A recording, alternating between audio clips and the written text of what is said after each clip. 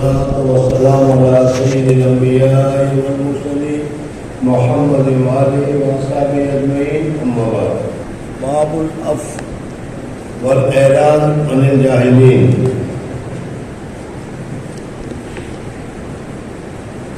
قال الله تعالى: أعوذ بالله من الشيطان الرجيم: خذ العفو وأمر بالعرف وأعرض عن الجاهلين.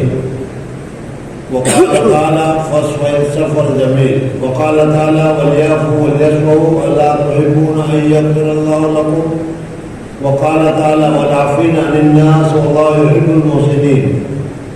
وقال تعالى: ولمن صبر وغفر إن ذلك لمن عزم الأمور.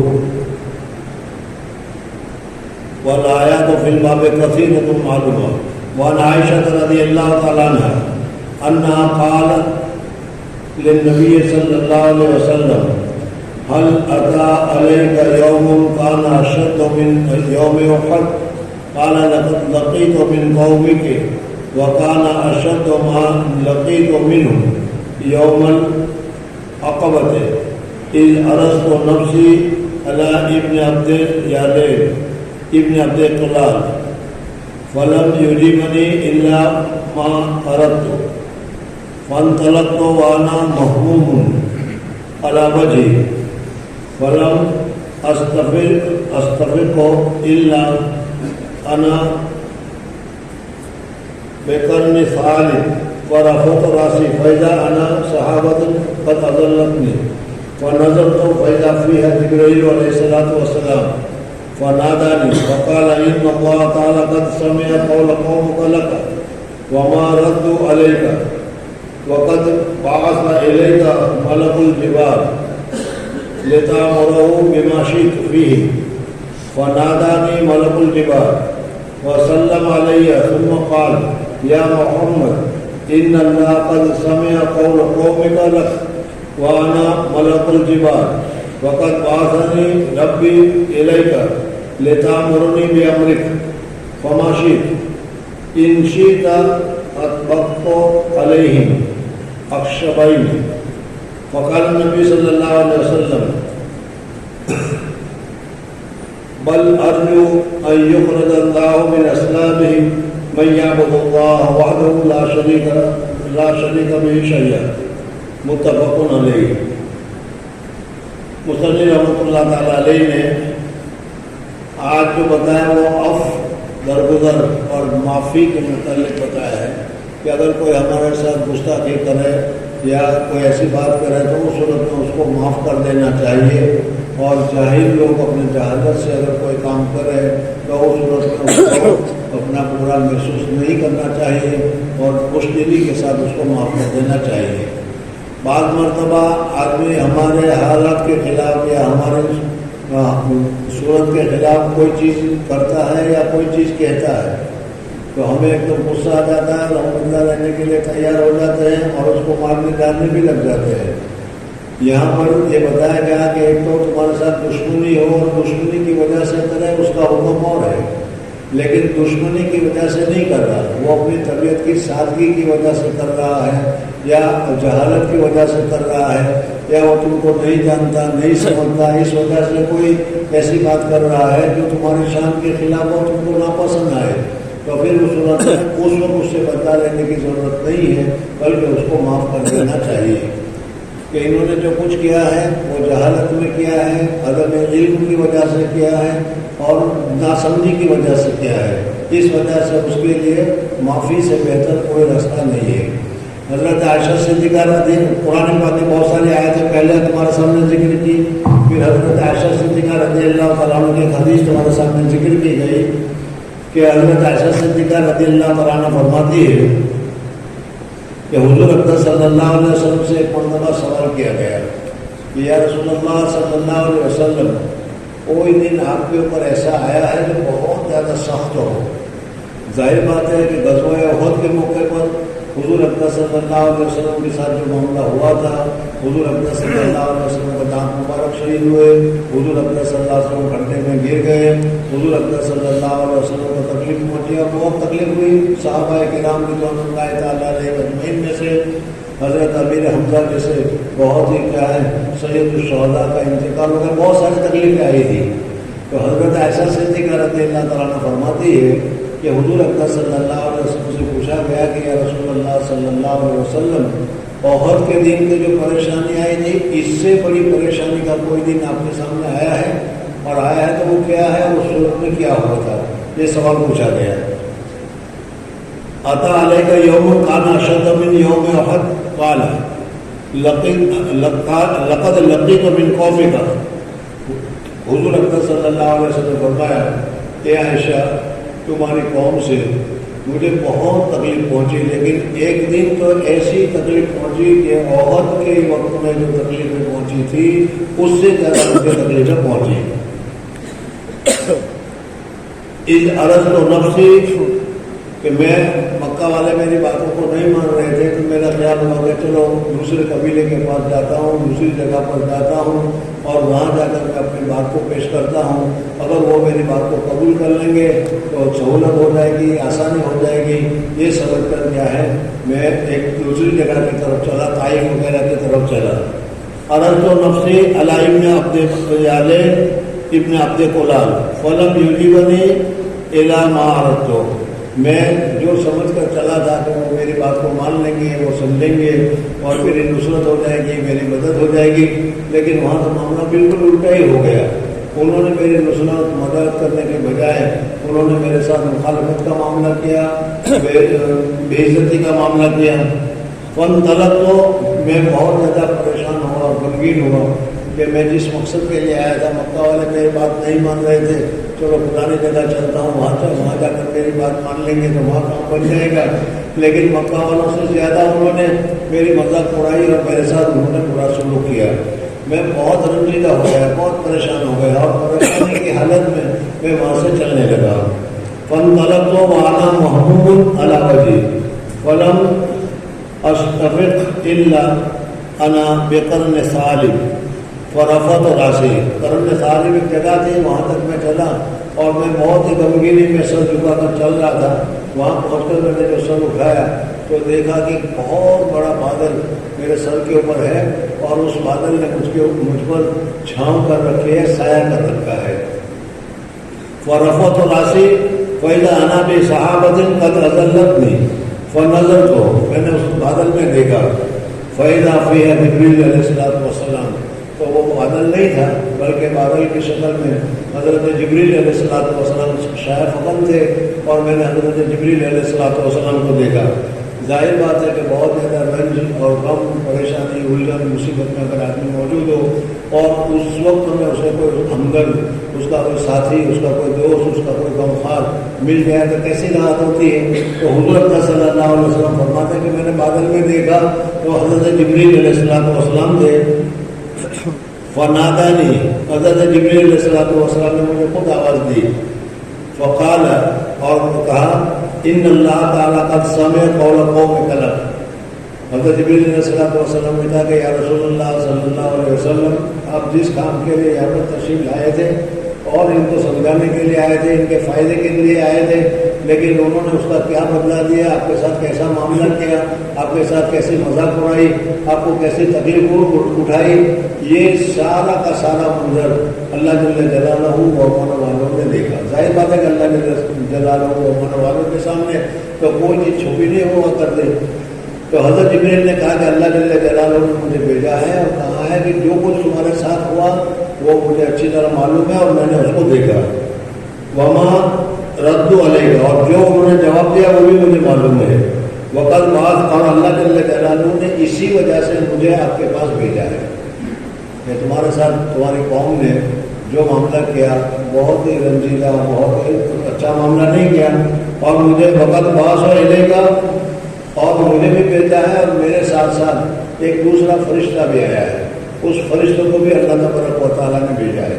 وہ فرشتہ جو تھا وہ ملک الجبال تھا، یعنی اللہ جل جلالہ اور من والوں نے اس فرشتے کو پہاڑوں کا انتظام سپرد کر رکھا تھا. یعنی سارے پہاڑ گویا کہ اس فرشتے کے قبضے میں تھے، جس طریقے سے وہ تصرف کرنا چاہتے تھے وہ اس میں کر سکتے تھے. جبریل علیہ الصلوۃ والسلام نے کہا کہ اللہ تبارک و تعالیٰ نے جو تمہارے ساتھ معاملہ ہوا وہ سارا دیکھا ہے، اور اس کی وجہ سے اللہ تبارک و تعالیٰ نے دوسرے فرشتے کو بھی میرے پاس بھیجا ہے جس کا نام ہے ملک الجبال، اور وہ بھی ابھی آپ کے پاس آئیں گے، اور وہ آپ جو کہیں گے وہ ملک الجبال کرنے کے لیے تیار ہے۔ وقت بعث الیک ملک الجبال لتأمرہ بما شئت فیہ فنادانی ملک الجبال۔ حضرت جبریل علیہ السلام حضور اکرم صلی اللہ علیہ وسلم کے ساتھ یہ بات کر رہے تھے، اتنے میں وہ ملک الجبال جو فرشتہ تھا اس فرشتے نے حضور اکرم صلی اللہ علیہ وسلم سے سلام کیا، اور سلام کرنے کے بعد حضرت جبریل علیہ السلام نے جو کہا تھا اس کی تصدیق کی، تصویر فرمائی، اور کہا کہ اللہ تبارک و تعالیٰ نے میرے پاس بھیجا ہے۔ وما رد والے فنظر تو فائدہ فی جبریل علیہ السلام قد سمع قول قومک لک وما رد علیک وقد بعث الیک ملک الجبال لتأمرہ بما شئت فیہ۔ اب جو ان لوگوں کے متعلق فیصلہ کریں یا حکم کریں وہ سارا وہ کرنے کے لیے وہ تیار ہے۔ فنادانی ملک الجبال، اتنے میں ملک الجبال نے مجھے آواز لگائی، فسلم علیہ ثم قال، اس ملک الجبال نے بھی حضور اکرم صلی اللہ علیہ وسلم پر سلام پیش کیا، اور سلام پیش کرنے کے بعد فرمایا یا محمد صلی اللہ علیہ وسلم ان اللہ قد سمع قول قومک، آپ کی قوم نے آپ کے ساتھ کیا جواب دیا، کیا معاملہ کیا، وہ اللہ جل جلالہ وہ معلوم نے سن لیا، آپ کو اللہ کو معلوم ہے، اور میں ملک الجبال ہوں۔ پہلے تو اپنا مقام، اپنا عہدہ وغیرہ بیان کیا کہ اللہ تبارک و تعالیٰ نے میرے ہاتھ میں یا میرے کنٹرول میں جتنے پہاڑ ہیں وہ سارے پہاڑ اللہ تبارک و تعالیٰ نے میرے کنٹرول میں کر رکھے ہیں، آپ مجھے حکم دیں تو میں ابھی اس کے متعلق عمل کرنے کے لیے تیار ہوں۔ قد بعثنی ربی الیک لتأمرنی بامرک فما شئت ان شئت، اگر آپ حکم کریں تو یہ جو اطراف میں جو یہ پہاڑ ہے وہ سارے میرے ہاتھ میں ہے، میرے کہنے پر ہے، میں ابھی ان پہاڑوں کو کھینچ کر اس طریقے سے ان کو دبا دوں گا کہ جتنے بھی اس میں رہنے والے آدمی ہیں، جتنے بھی لوگ ہیں، جو مکان ہے، جائیداد ہے، سب کچھ ہے، وہ کیا ہے ایک دم کیا چمر ہو جائے گا اور سب پیسے ختم ہو جائیں گے۔ آپ کیا حکم فرماتے ہیں بتائیے۔ ظاہر بات ہے کہ حضور اکرم صلی اللہ علیہ وسلم پر بہت ہی پریشانی تھی، بہت ہی مصیبت تھی، بہت تکلیف تھی، حضور اکرم صلی اللہ علیہ وسلم کو اذیتیں بہت دی گئی تھی، تکلیفیں بھی بہت دی گئی تھی۔ ایسے موقع پر اگر ہمارے جیسا کوئی ہوتا تو کہتا ہے جلدی کر، انہوں نے تو مجھے بہت تکلیف پہنچائی ہے، ان کو تو ختم کرو۔ لیکن حضور اکرم صلی اللہ علیہ وسلم نے ملک الجبال پہاڑ کے فرشتے کی بات کو سنا، اور اس نے کہا وَقَدْ بَعَثَنِي رَبِّي إِلَيْكَ لِتَأْمُرَنِي بِأَمْرِكَ فَمَا شِئْتَ ان شئت، اگر آپ چاہتے ہیں تو میں دونوں پہاڑوں کو ان کے اوپر ختم کر دوں، ملا دوں۔ فقال النبی صلی اللہ علیہ وسلم، حضور اکرم صلی اللہ علیہ وسلم نے فرمایا بل ارجو ان یخرج اللہ من اصلابہم من یعبد اللہ وحدہ۔ آپ جو کہتے ہیں کہ دونوں پہاڑوں کو میں ابھی ملا دوں، سب کو ختم کر دوں، ان کے کام تو ہے تو ایسے ہی کہ ان کو ختم کر دینا چاہیے۔ اللہ تبارک و تعالیٰ کے محبوب رب العالمین کو، اللہ کے محبوب رسول کو انہوں نے کیسی اذیت پہنچائی، لیکن حضور اکرم صلی اللہ علیہ وسلم نے فرمایا کہ کوئی بات نہیں، یہ لوگ نہیں مجھے نہیں جانتے، میرے شریعت کو نہیں جانتے، میری دعوت کو نہیں جانتے، اس وجہ سے انہوں نے میرے ساتھ ایسا معاملہ کیا ہے، لیکن مجھے اللہ کی ذات سے امید ہے کہ ان کے اسلاف سے، ان کی پیٹھ سے ان کی اولاد پیدا ہوگی، اور وہ اولاد جو ہوگی اللہ تبارک و تعالیٰ کو پہچاننے والی ہوگی، میری دعوت کو جاننے والی ہوگی، میرے مقام کو جاننے والی ہوگی، اور میری شریعت کو جاننے والی ہوگی، اور وہ اللہ تبارک و تعالیٰ کے احکامات کے مطابق وہ عمل کرے گی۔ اس وجہ سے میں یہ چاہتا ہوں کہ ان کو کچھ سزا نہ دی جائے، ان کے اوپر کوئی تکلیف نہ دی جائے، بلکہ میں تو اللہ تبارک و تعالیٰ سے دعا کرتا ہوں من یعبد اللہ وحدہ لا یشرک بہ شیئا، متفق علیہ۔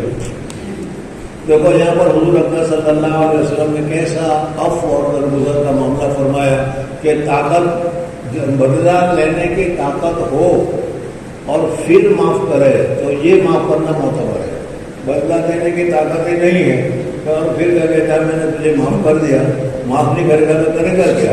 سمجھنا. لیکن یہاں تو حضور اکرم صلی اللہ علیہ وسلم کے پاس پوری طاقت تھی. فرشتہ موجود تھا, جبریل موجود ہے, جو پہاڑ کا فرشتہ موجود تھا, اور اللہ کی طرف سے وہ اجازت لے کر آیا تھا کہ محمد صلی اللہ علیہ وسلم جو کہے وہ کر دو. لیکن اس کے باوجود حضور اکرم صلی اللہ علیہ وسلم نے عفو اور درگزر کا معاملہ فرمایا. تو ہمارے حبیب رسول پاک صلی اللہ علیہ وسلم کتنا زیادہ عفو, کتنا زیادہ معافی, کتنا زیادہ نرمی کا معاملہ کیا کرتے تھے. اور ہم حضور اکرم صلی اللہ علیہ وسلم کے امتی ہو کر حضور اکرم صلی اللہ علیہ وسلم کے طریقے کے مطابق کرتے ہیں. ذرا ذرا سی بات پر غصے ہو کر بدلہ لینے کے لیے تیار ہو جاتے ہیں. یہ طریقہ ہمارا مناسب نہیں ہے. دوسری حدیث حضرت عائشہ صدیقہ رضی اللہ تعالیٰ عنہا کی, اسی کے ذہن میں ہے. ہم لوگوں کا کہیں تو کچھ چلتا نہیں, ایک ہی جگہ ہے جہاں چلتا ہے. متولی ہو تو مسجد پر چلے گا, اور اگر گھر کا آدمی ہو تو گھر والی پر چلے گا. بس گھر والی پر حکم چلاتے ہیں, ڈانٹتے ہیں اور ڈپٹتے ہیں. حضرت عائشہ صدیقہ رضی اللہ تعالیٰ عنہ حضور اکرم صلی اللہ علیہ وسلم کے کس اخلاق کو تمہارے سامنے ذکر کر رہے ہیں وہ دیکھیے. وعنہا قالت, حضرت عائشہ صدیقہ رضی اللہ تعالیٰ عنہ سے روایت ہے, انہوں نے فرمایا ما ضرب رسول اللہ صلی اللہ علیہ وسلم شیئا قط بیدہ. حضور اکرم صلی اللہ علیہ وسلم نے کبھی ہاتھ نہیں اٹھایا. آدمی اپنے گھروں میں ہوتا ہے تو بہت سی چیزیں ہوتی ہیں, بہت سی مرتبہ ایسے واقعات بھی ہوتے ہیں, بہت صورت حال بھی پیش آ جاتی ہے کہ غصے میں ہاتھ اٹھ جاتے ہیں. اور خاص کر کے بیچارے ضعیف کمزور عورتوں کے اوپر تو بہت جلدی ہاتھ اٹھ جاتے ہیں. اس کا کوئی پوچھا نحال نہیں ہوتا اس وجہ سے. ولا امرادن ولا خادمن, حضور اکرم صلی اللہ علیہ وسلم نے نہ تو اپنے بیوی پر کبھی ہاتھ اٹھایا, نہ اپنے خادمہ پر کبھی ہاتھ اٹھایا. حضور اکرم صلی اللہ علیہ وسلم نے کبھی کسی کو مارا نہیں. الا ان یجاہد فی سبیل اللہ, ہاں اللہ تبارک و تعالیٰ کے راستے میں, اللہ تبارک و تعالیٰ کے احکامات میں اگر کہیں کوئی چیز کہنے کی ضرورت پیش آئی, ڈانٹنے ڈپٹنے کی ضرورت پیش آئی شریعت کے معاملے میں, تو حضور اکرم صلی اللہ علیہ وسلم نے وہ کیا ہے. وما نیل منہ شیء قط, اور میں نے بھی, حضرت عائشہ خود فرماتے کہ میرے ساتھ بھی حضور اکرم صلی اللہ علیہ وسلم نے کبھی اس قسم کی کیا ہے طاقت آزمائی کا یا زور آزمائی کا معاملہ حضور صلی اللہ علیہ وسلم نے نہیں فرمایا. فینتقم من صاحبہ الا ان ينتهك شيء من محارم اللہ تعالیٰ. اللہ تبارک و تعالیٰ کا اگر کوئی حکم ٹوٹ رہا ہو, اللہ تبارک و تعالیٰ کا کوئی حکم اگر کیا ہے خراب ہو رہا ہو, تو پھر اس کی اصلاح کے لیے حضور اکرم صلی اللہ علیہ وسلم نے ضرور ایسا کیا ہے.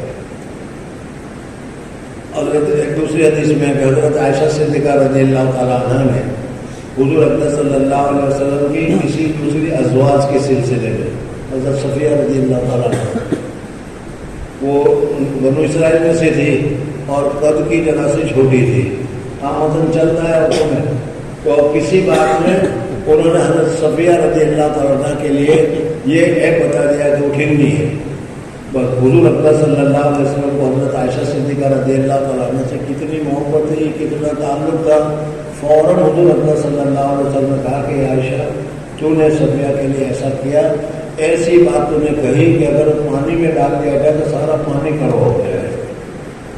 ہماری عادت اور ہمارا حال تو یہ ہے کہ اگر بیوی محبوبہ ہے تو اس کے سارے تقاضے, سارے چیزیں ہمارے نزدیک سب کے سب کیا ہے مناسب ہے. کبھی اس کو منع کرنے کی یا کبھی اس کو صحیح بات بتانے کی ہمارے اندر ہمت ہی نہیں ہوتی. وہ کہتے ہیں ٹی وی چاہیے, کہا اچھا چلو کون سا چاہیے, جلدی جا کے لے کے آتے ہیں. لیکن یہ نہیں کہ بھائی یہ جائز نہیں ہے یا اس طریقے سے یہ ہے. تو حضرت عائشہ صدیقہ رضی اللہ تعالیٰ عنہ فرماتی ہے کہ اگر اللہ تبارک و تعالیٰ کا کوئی حکم ٹوٹ رہا ہے تو اس میں حضور اکرم صلی اللہ علیہ وسلم نے ناراضگی بتائی ہے. لیکن من محارم اللہ تعالیٰ فینتقم للہ تعالیٰ, اور وہ بدلہ اپنے نفس کی وجہ سے اپنے آپ کے لیے نہیں لیا, بلکہ اللہ تبارک و تعالیٰ کا حکم ٹوٹ رہا ہے اس لیے دیا.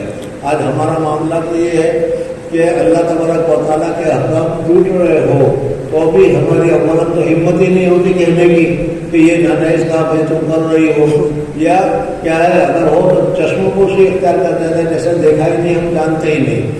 اور اگر کیا ہے دوسرا دنیاوی قسم کا کوئی معاملہ ہو، اپنی آن اور شان کا معاملہ ہو، تو پھر اس صورت میں اس کے وہ سوال ہو جاتے ہیں، یہ صحیح نہیں ہے۔ وعن انس رضی اللہ تعالیٰ عنہ، حضرت انس رضی اللہ تعالیٰ عنہ کی ایک روایت ہے، حضرت انس رضی اللہ تعالیٰ عنہ فرماتے ہیں کہ ایک مرتبہ میں حضور اکرم صلی اللہ علیہ وسلم کے ساتھ کہیں پر جا رہا تھا۔ حضور اکرم صلی اللہ علیہ وسلم نے بہترین نذرانی چادر، عمدہ بہترین اعلیٰ والی ایک چادر اوڑھ رکھی تھی، اور حضور صلی اللہ علیہ وسلم تشریف لے جا رہے تھے۔ اتنے میں ایک بدو دیہاتی آدمی، گاؤدی آدمی ایک دم نکل آیا، اور نکل آ کر اس نے حضور اکرم صلی اللہ علیہ وسلم کی جو چادر تھی اس چادر کو پکڑا، اور پکڑ کر اتنے زور سے کھینچا کہ جس کی وجہ سے اس چادر کے اوپر جو نقشے وغیرہ لگی تھی وہ حضور اکرم صلی اللہ علیہ وسلم کی گردن مبارک پر لگ گئی۔ ظاہر بات ہے، اندازہ کرو کہ کتنے زور سے اس نے کھینچا ہوگا اور کتنے زور سے اس نے کیا ہے دبایا ہوگا، جب حضور صلی اللہ علیہ وسلم کے گردن مبارک پر وہ نشان پڑ گئے۔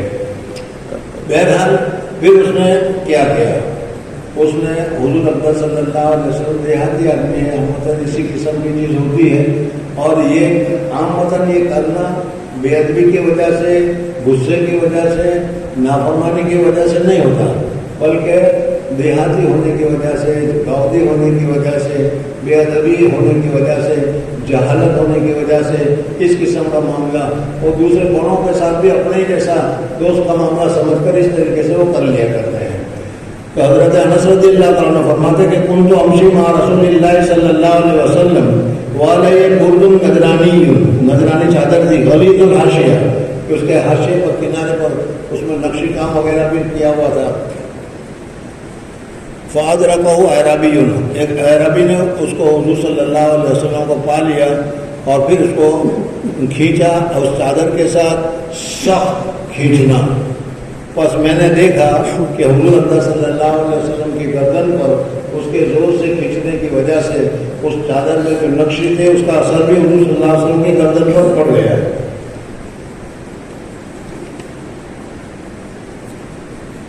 من شدت جذبتہ ثم قال، اب اتنا کھینچنے کے بعد، دیہاتی ہے سمجھ لو کیسے، عامتاً بھی دیہاتی ہمارے ساتھ، ہمارے یہاں بھی اسی قسم کی چیزیں کرتے ہیں۔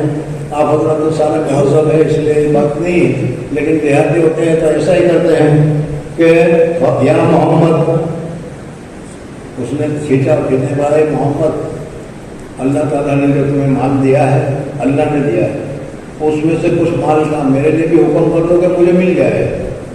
یہ کہا اس نے۔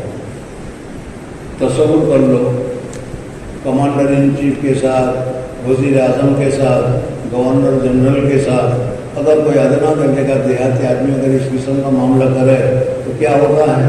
حضور اکرم صلی اللہ علیہ وسلم نے کیا کیا؟ اس نے کہا کہ محمد حکم دیجیے میرے لیے، من مال اللہ الذی عندک، اس مال جو اللہ نے تم کو دے رکھا ہے، تمہارے پاس ہے، جو ہمارے لیے تقسیم کرنے کے لیے دے رکھا ہے، اس میں سے کچھ دینے کے لیے مجھے حکم دے دیجیے۔ ہم ہوتے تو کہتے تیرے باپ کا ہے، لیکن حضور اکرم صلی اللہ علیہ وسلم نے کچھ نہیں کہا۔ فالتفت الیہ، حضور اکرم صلی اللہ علیہ وسلم اس کی طرف متوجہ ہوئے، اور متوجہ ہونے کے بعد فضحک، ہنس پڑے، لیکن تو پاگل آدمی ہے، جاہل آدمی ہے، گامڑی آدمی ہے، گامڑیا ہے، تو ایسا ہی کرے گا، تیرے ساتھ کیا کیا جائے؟ پھر اس کے بعد فضحک، اور پھر حضور اکرم صلی اللہ علیہ وسلم نے ثم امر له بعطاء، جو مانگا تھا اس نے کہ کچھ مجھے مال دے دیجیے، حضور اکرم صلی اللہ علیہ وسلم نے اس کو مال دینے کا حکم فرمایا۔ دیکھو حضور اکرم صلی اللہ علیہ وسلم میں کتنی درگزر اور کیا ہے نرمی تھی، وہ اس حدیث سے اس واقعے سے معلوم ہوتی ہے۔ بھائی عن ابن مسعود رضی اللہ تعالیٰ عنہ، حضرت عبداللہ بن مسعود رضی اللہ تعالیٰ عنہ حضور اکرم صلی اللہ علیہ وسلم کی ایک حدیث بیان کر رہے ہیں، اور اس میں حضرت عبداللہ بن مسعود رضی اللہ تعالیٰ عنہ فرماتے کہ حضور اکرم صلی اللہ علیہ وسلم تشریف فرما دے، اور حضور صلی اللہ علیہ وسلم ارشاد فرماتے اللہ تبارک و تعالیٰ کے ایک نبی کے ساتھ قوم نے ایسا ایسا ایسا ایسا ایسا معاملہ کیا، قوم نے بڑی سختی کی، قوم نے اس کو خون آلود، ان کے چہرے کو خون آلود کر دیا، قوم نے اس کے ساتھ ایسا کیا ایسا کیا ایسا کیا، یہ سارا حضور اکرم صلی اللہ علیہ وسلم بتا رہے تھے۔ عن ابن مسعود قال قال انظر الى رسول اللہ صلی اللہ علیہ وسلم، میں دیکھ رہا ہوں حضور اکرم صلی اللہ علیہ وسلم کی طرف جو حکایت بیان کرے کسی نبی کی انبیاء میں سے صلوات اللہ وسلم علیہ ضربہ قومہ وعذبوہ، قوم نے اس رسول کو مارا اور مارنے کی وجہ سے ان کو خون آلود کر دیا، اور وہ اپنے خون کو پوچھ رہے تھے وَيَمْسَحُ الدَّمَ عَنْ وَجْهِهِ، اپنے چہرے سے، اور وہ کہہ رہے تھے اللہم اغفر لقومی فإنہم لا یعلمون، یا اللہ میری قوم کو معاف کر دے، میری قوم نہیں جانتی کہ میں رسول ہوں، میرے ساتھ کیا کتنا احترام اور کتنا ادب کرنا چاہیے، لیکن انہوں نے میرے ساتھ کیا ہے خون سختی کا معاملہ کیا، میرے چہرے کو لہو لہان کر دیا۔ حضرت عبداللہ بن مسعود رضی اللہ تعالیٰ عنہ کے کہنے کا مطلب ہے کہ حضور صلی اللہ علیہ وسلم نے تو نام نہیں لیا، لیکن میں سمجھ گیا کہ حضور اکرم صلی اللہ علیہ وسلم خود اپنے ہی کے متعلق فرما رہے ہیں کہ میری قوم نے میرے ساتھ ایسا معاملہ کیا طائف کے موقع پر حضور صلی اللہ علیہ وسلم کو جو کیا تھا۔ آخری حدیث حضرت ابو ہریرہ رضی اللہ تعالیٰ عنہ کی ہے۔ حضرت ابو ہریرہ رضی اللہ تعالیٰ عنہ فرماتے ہیں کہ پہلوان آدمی جو بہت بڑا پہلوان، بہت بڑا طاقت والا، بہت بڑا اچھا آدمی اپنے آپ کو جو سمجھتا ہے، بہت طاقت والا سمجھتا ہے، وہ نہیں ہے کہ تو کسی کو پہلوانی میں کیا ہے چیت کر دے، گرا دے کس کو۔